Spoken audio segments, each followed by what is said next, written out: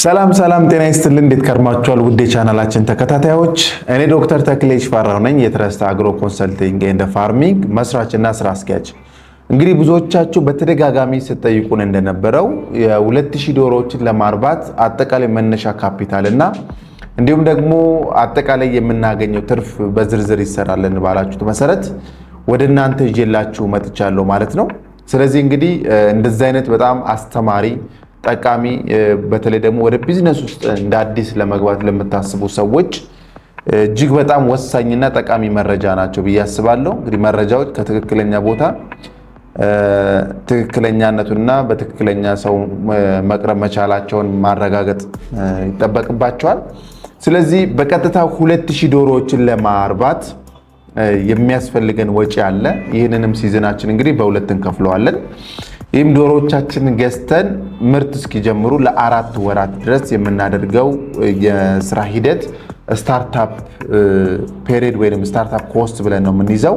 ይህም እንግዲህ ዶሮዎቻችንን ገዝተን 6 ወር እስኪሞላቸውና ምርታቸው ፒክ እስኪደርስ ድረስ ያለው ጊዜ የመመስረቻ እንደ ካምፓኒ ብታስቡት የመቋቋሚያ ጊዜ ተደርጎ ይወሰዳል ማለት ነው። ስለዚህ በዚች 4 ወራት ውስጥ የምናወጣቸው ወጪዎች በሁለት ይከፈላሉ። ቀጥተኛ ወጪና ተዘዋዋሪ ወጪዎች ብለን ነው የምንይዛቸው። ቀጥተኛ ወጪዎች እንግዲህ እንደ አሴት ሊሆኑ የሚችሉ በቀጥተኛ ለእቃ ግዢ የምናውላቸው ለፊክስድ አሴት የምናወጣቸው ወጪዎች ናቸው። ተዘዋዋሪ ወጪ የምንለው ደግሞ ለስራ ማስኬጃ የምናወጣቸው ወጪዎች ናቸው ማለት ነው። ስለዚህ ይህንንም እንደሚከተለው አቀርብላችኋለሁ። ቀጥተኛ ወጪ ከምናወጣቸው ወጪዎች ውስጥ እንግዲህ አንደኛው መመገቢያ ነው። 80 መመገቢያ ያስፈልገናል በ400 ብር 32000 ብር ያህል ወጪ እናደርጋለን። በመቀጠል መጠጫ ነው። 40 መጠጫ አንዱ በ350 ብር 14000 ብር ወጪ እናደርጋለን። የውሃ ታንከር ያስፈልገናል። 2 ታንከር በ4000 8000 ብር ወጪ እናደርጋለን። መውለጃ ሳጥን ወይ ኔስት ቦክስ የምንለው ደግሞ ያስፈልገናል። ይህም በፍሬ 8 አንዱን በ5000 ብር 40000 ብር ወጪ እናደርጋለን። ሌላው የእንቁላል ትሪ ነው። በቁጥር 600 ያስፈልገናል። የአንዱ ዋጋ በ10 ብር 6000 ብር ወጪ እናደርጋለን። ልብስና ጫማ ለባዮ ሴኩሪቲ ጥንቃቄ 2 ፍሬ ያስፈልገናል። አንዱን በ1000 ብር 2000 ብር ወጪ እናደርጋለን። ሌላው አምፖል ነው። ኤልኢዲ አምፖል ለዶሮቻችን ወሳኝ ነገር ነው። 14 ፍሬ አንዱን በ350 ብር 4900 ብር ያህል ወጪ እናደርጋለን። አካፋ ያስፈልገናል 400 ብር። ሸራ ያስፈልገናል። ለሸራ 9600 ብር ወጪ እናደርጋለን። ሚዛን ያስፈልገናል። ለሚዛን 5000 ብር ወጪ እናደርጋለን። በመቀጠል ኤሌክትሪክ ገመድ 2400 ብር ወጪ እናደርጋለን። ሌላው እንግዲህ ከ40 እስከ 50% ስታርታፕ ኮስታችን ላይ ከበር የሚያደርገው የ2 ወር የቄብ ዶሮ ግዢ ነው። ይህም እንግዲህ ድርጅታችን ትረስት አግሮ ኮንሰልቲንግ አሁን ላይ ካለው አጠቃላይ አማካይ የመሸጫ ዋጋ ዝቅ ባለ ዋጋ በዋስትና እንዲሁም ደግሞ ከነፃ ፓኬጆች ጋር ያቀርባል። ይህም እንግዲህ የመሸጫ ዋጋችን 500 ብር ነው። ለ2000 ዶሮዎች 1 ሚሊዮን ብር ወጪ እናደርጋለን። ከዛ ውጪ ለቫይታሚን 20 ሺህ ብር፣ ለክትባት 6000 ብር ወጪ እናደርጋለን። እንዲሁም ለሃይድሮጂን ፐሮክሳይድ ለኬሚካል ማለት ነው 5000 ብር ወጪ እናደርጋለን። ትልቁና ወሳኙ ወጪያችን ደግሞ ወደ 60% የሚጠጋው የመኖ ነው። መኖ በሁለት ይከፈላል። የቄብና የእንቁላል ጣይ መኖ ተብሎ የቄብ መኖአችንም እንግዲህ ወደ 100 ኩንታል ያስፈልገናል። በ6200 ብር 620 ሺህ ብር ወጪ እናደርጋለን። ሌላኛው የእንቁላል ጣይ መኖ ነው። ይህም 40 ኩንታል በ6600 ብር 264 ሺህ ብር ወጪ እናደርጋለን ማለት ነው። ሌላኛው እንግዲህ ጭድ ነው። ጭድ ያስፈልገናል። ወደ 40 ኩንታል በ150 ብር 6000 ብር ወጪ እናደርጋለን። ሌላው የመጋዘን ኪራይ ነው። የ4 ወር የመጋዘን ኪራይ ያለብን በ40 ሺህ ብር 160 ሺህ ብር ወጪ እናደርጋለን ማለት ነው። እንዲሁም ለዲተርጀንት የምናወጣቸው ወጪዎች አሉ 10 ሺህ ብር። በድምሩ ለቀጥተኛ ወጪዎች የምናወጣቸው ወጪ 2,221,300 ብር ለቀጥተኛ ወጪ እናደርጋለን ማለት ነው። በመቀጠል ደግሞ የምናየው ለኦፕሬሽን ኮስት ወይንም ደግሞ ለተዘዋዋሪ ወጪዎች ነው። ይህም ፋርም ለማደራጀት 10 ሺህ ብር እናወጣለን። ለቋሚ ሰራተኛ 2 ሰራተኛ ያስፈልገናል። ለ4 ወር ክፍያ 28 ሺህ ብር። ለውሃ የ4 ወር ክፍያ 12 ሺህ ብር። ለኤሌክትሪክ ክፍያ የ4 ወር 6000 ብር፣ ትራንስፖርቴሽን 10000 ብር፣ በድምሩ 66000 ብር ለስራ ማስኬጃ እናወጣለን ማለት ነው። ስለዚህ ስታርታፕ ፔሪድ ላይ 2000 ዶሮዎችን ለማቋቋም የ2000 ዶሮዎች ባለቤት ለመሆን በቀጥተኛ ወጪ ላይ 2,221,300 ብር እና በተዘዋዋሪ ወጪ ደግሞ 66000 ብር በድምሩ 2,287,300 ብር ወጪ እናደርጋለን ማለት ነው። ይህም እንግዲህ በአንድ ዶሮ ስንቀይረው 1150 ብር በአንድ ዶሮ ወጪ የምናደርግ ይሆናል ማለት ነው። ከዚህ በኋላ እንግዲህ ዶሮቻችን ልክ 6 ወር ካደረስን እኛ ጋር 4 ወር ቀድሞ 2 ወር ሆነው ነበረ። ስለዚህ እኛ ጋር 4 ወር በድምሩ 6 ወር ከሆነው በኋላ በቀጣይ እንግዲህ 16 የምርት ወራት አሉ ማለት ነው። 16 የምርት ወራት አሉ። በእነዚህ ወራት በየወሩ የምናወጣቸው ወጪዎች ተመሳሳይነት አላቸው። ስለዚህ ወራዊ ወጪያችንን በመቀጠል የምናሰራ ይሆናል ማለት ነው። እንግዲህ ከዛ በኋላ ያሉት ኮንስታንት ኤክስፔንሶች ስለሆኑ በዋናነት የምናወጣው ለመኖ ግዢ ነው። 72 ኩንታል በ6600 ብር 475200 ብር ወጪ እናወጣለን። ለቫይታሚን 10000 ብር፣ ለክትባት 3000 ብር፣ ለሰራተኛ 14000 ብር፣ ለዩቲሊቲ ምንም ለመብራት ለውሃ 6000 ብር፣ ለዲተርጀንት 1500 ብር፣ ለመጋዘን ኪራይ 40000 ብር፣ ለትራንስፖርቴሽን 8000 ብር፣ ሚስላኔንስ ኤክስፔንስ 15000 ብር በድምሩ 536700 ብር ወጪ እናደርጋለን ማለት ነው።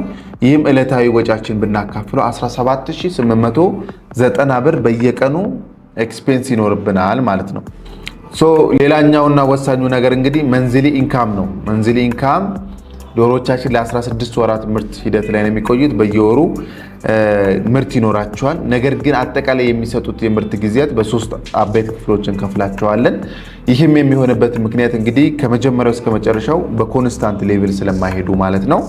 ስለዚህ የመጀመሪያው 6 ወራት በ90%፣ ቀጥሎ 6 ወራት በ85%፣ ቀጥሎ 4ቱን ወራት ደግሞ በ80% አስልተናል ማለት ነው።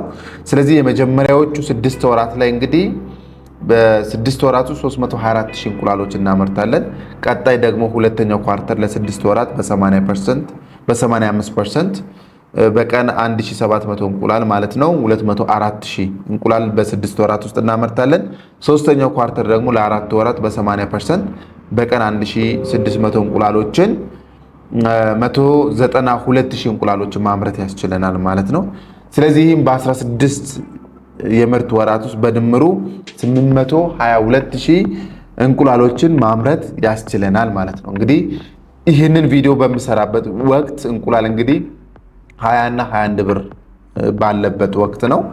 ነገር ግን እኛ አማካይ ዓመቱ ዝቅተኛ ዋጋውን በ19 ብር ታሳቢ በማድረግ አጠቃላይ 822000 እንቁላል በ19 ብር ሲመታ 15,618,000 ብር ያህል ሽያጭ አለን ማለት ነው። ስለዚህ ይህንን ለ16 ወራት ስናካፍለው 976125 ብር ወርሃዊ አማካይ መሸጫ ዋጋ አለን ማለት ነው። ስለዚህ ወርሃዊ ወጫችንንና ወርሃዊ ገቢያችንን ካወቅን ወርሃዊ ትርፋችን እንግዲህ ወርሃዊ ወጫችን 536700 ብር ነው። ወርሃዊ ገቢያችን ደግሞ 976125 ብር ነው። ስለዚህ ወርሃዊ ገቢያችን 439425 ብር ይሆናል ማለት ነው። ስለዚህ እንግዲህ በዚህ ስሌት መሰረት እንግዲህ መነሻ ካፒታላችንን በ5 ወር መመለስ እንችላለን። ይሄ ወርሃዊ ትርፍና ወርሃዊ ወጫችን በዚህ መልክ ማስላት ይቻላል። ሌላ ወሳኙና ጠቃሚው መረጃ ግን አጠቃላይ የኢንቨስትመንት ግሮስ ሪቬኒዋችን ምን ይመስላል፣ ከምን አጠቃላይ ከፕሮጀክታችን አማራጭ ገቢዎች ደግሞ ከሌሎች አማራጭ ገቢዎች ደግሞ ከየት እናገኛለን የሚለውን እንሰራለን። ይህም የመጀመሪያው በዋናነት ከእንቁላል ነው። ይህም በወር ስናገኘው የነበረውን በ16 ወራት ስናባዛው 7,30,800 ብር ከእንቁላል እናገኛለን። ጥለው ከጨረሱ ዶሮዎች ደግሞ 10% ሞት ታሳቢ በማድረግ የአንዷን ዶሮ መሸጫ ዋጋ 600 ብር በማስላት 990 ሺህ ብር ገቢ እናገኛለን። እንዲሁም ደግሞ ዶሮዎቻችን ለ5 ወር 1 ሳምንት ሲቃረቡ ምርት ይጀምራሉ። እስከ 6 ወር ባለው ወቅት ላይ የቄብ እንቁላል የሚባል በ35% አማካይ ፕሮዳክሽን መጠን ታሳቢ በማድረግ 480 ሺህ ብር ሽያጭ አለን። ስለዚህ እነዚህ ሶስቱን የገቢ አማራጮች ከእንቁላል ከጥለው ከጨረሱ ከዶሮዎች እንዲሁም ደግሞ የመጀመሪያዎቹ ሲዝን ላይ የምንሰበሰበው የቅቤ እንቁላል በድምሩ 8,500,800 ብር አጠቃላይ ግሮስ ሪቬኒው አለን ማለት ነው። አጠቃላይ ከኢንቨስትመንታችን የተጣራ ኔት ሪቬኒው ደግሞ ስንት ነው? ይህንንም ለማስላት እንግዲህ አጠቃላይ ግሮስ ሪቬኒዋችን ላይ ስታርታፕ ኮስታችንን እንቀንሳለን ማለት ነው። ይህም ከአጠቃላይ ካገኘነው ገንዘብ ላይ መነሻ ካፒታላችንን ተቀናሽ እናደርጋለን ማለት ነው። ይህንንም ስናደርግ እንግዲህ መነሻ ካፒታላችን 2,287,300 ብር ነበረ። ቶታል ደግሞ ሪቬኒው የሰበሰብነው ደግሞ 8,500,800 ብር ነበረ።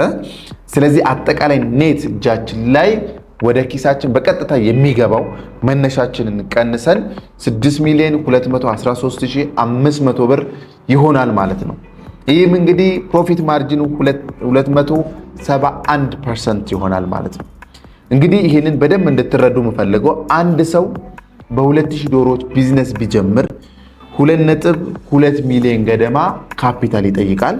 ስለዚህ መነሻ ካፒታሉን መልሶ 6.2 ሚሊዮን ብር ኪሱ የሚገባ ገንዘብ ማግኘት ይችላል ማለት ነው።